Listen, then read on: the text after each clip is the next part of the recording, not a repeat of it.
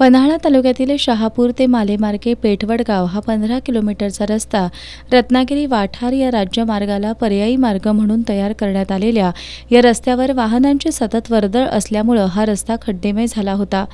अनेक वर्षांपासून हा रस्ता दुरुस्त करण्याची मागणी वाहनधारकांमधून होत होती।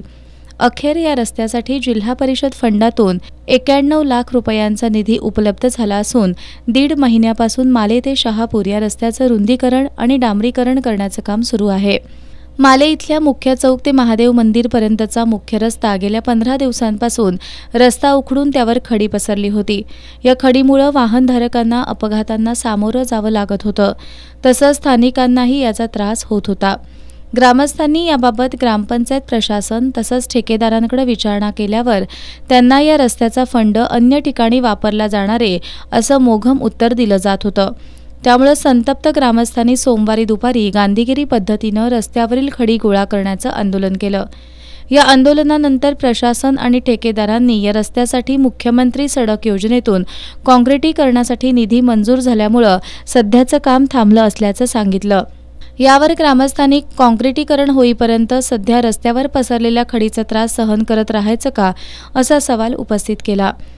ग्रामस्थांच्या आक्रमकतेमुळे अखेर मुख्य चौक ते महादेव मंदिरापर्यंतच्या रस्त्याचं डांबरीकरण करण्याचा तोडगा काढण्यात आला। त्यानुसार रस्त्याचं काम सुरू झाल्यामुळे ग्रामस्थांनी समाधान व्यक्त करत एस न्यूजचे आभार मानलेत।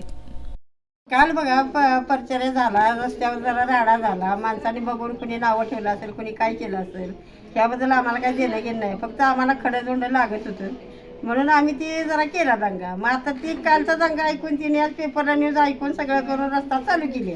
आम्ही त्यांचा आभार मानतो की तिने साधा करायचे म्हणतो ते तरी पण आता डांबरीकरण करायला घातलेलं आहे तिने, तेव्हा त्यांचा आम्ही आभार मानतो। यावेळी हौसाबाई पाटील, नलिनी पानारी, रंजना सनगर, योगिता पाटील, लक्ष्मी नागावकर, सीमा सनगर, मंगल घाटगे यासह ग्रामस्थ उपस्थित होते।